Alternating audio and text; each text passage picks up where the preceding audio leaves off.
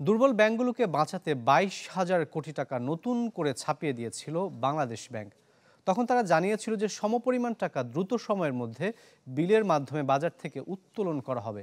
তবে এই পর্যন্ত মাত্র 3,500 কোটি টাকা উত্তোলন করতে পেরেছে নিয়ন্ত্রক সংস্থাটি। আর এতে বাজারে বাড়তি তারল্য থাকায় মূল্যস্ফীতি নিয়ন্ত্রণ আরও কঠিন হয়ে যাবে কেন্দ্রীয় ব্যাংকের জন্য। বিস্তারিত জানাচ্ছেন মাসুম মিয়া।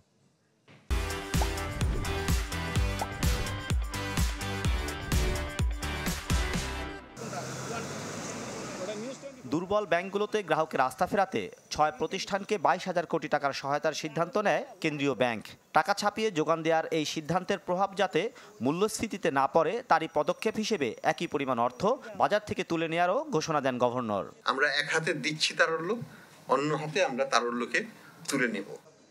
তবে ঘোষণার অল্প সময় ব্যাংকগুলোকে প্রায় পুরো অর্থ দিয়ে দেওয়া হলেও সমানতালে এগোয়নি তুলে নেওয়ার প্রক্রিয়া।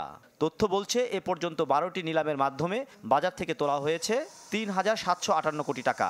বর্তমানে যার স্থিতি 2,805 কোটি। কেন্দ্রীয় ব্যাংকের দাবি, বাজারে এই মুহূর্তে নগদ টাকার সরবরাহ কম, তাই কাঙ্ক্ষিত হারে উত্তোলন করতে না পারলেও বাড়বে না মূল্যস্ফীতি। একটা প্রক্রিয়া হচ্ছে আমরা বিবি বন্ডের মাধ্যমে এগুলো এনেছি এবং সেগুলোর ক্ষেত্রে হয়তোবা একটু স্লো যাচ্ছে, কারণ সে বাজারের অবস্থা বুঝেই কিন্তু তারল্যটা আনতে হয়। তারল্যটা এটা আমরা একসাথে দিয়ে প্রথম সপ্তাহে দিয়ে পরের সপ্তাহে তুলে আনাটা এটা কিন্তু মার্কেটে আরও চাপ তৈরি করে। নতুন টাকা পাওয়ার পর বেশ খানিকটা উন্নতি হয়েছে দুর্বল ব্যাংকগুলোর। গ্রাহকরাও অর্থ তুলতে পারছেন আগের চেয়ে বেশি। তবে বিশ্লেষকরা বলছেন নতুন টাকার যোগানে বাজারে বেড়েছে সরবরাহ, ফলে ঘোষণা অনুযায়ী তা তুলে না নিলে প্রভাব পড়তে পারে মূল্যস্ফীতিতে। বাংলাদেশ ব্যাংক 22,000 কোটি টাকা ইনজেক্ট করলো, তার পরিবর্তে সে মাত্র 3,000 কোটি টাকা মপ আপ করে নিতে পারছে। বাকি 19,000 কোটি টাকার ইম্প্যাক্ট পড়বে না বাজারে। ডেফিনেটলি এটা মানি সাপ্লাইকে বাড়াবে, demand for goods and service বাড়াবে।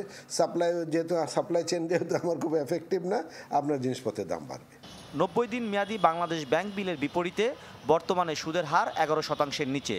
বিপরীতে কিছু কিছু ব্যাংকে তা পাওয়া যাচ্ছে 12-র কাছাকাছি। মাসুম মিয়া, চ্যানেল 24, ঢাকা।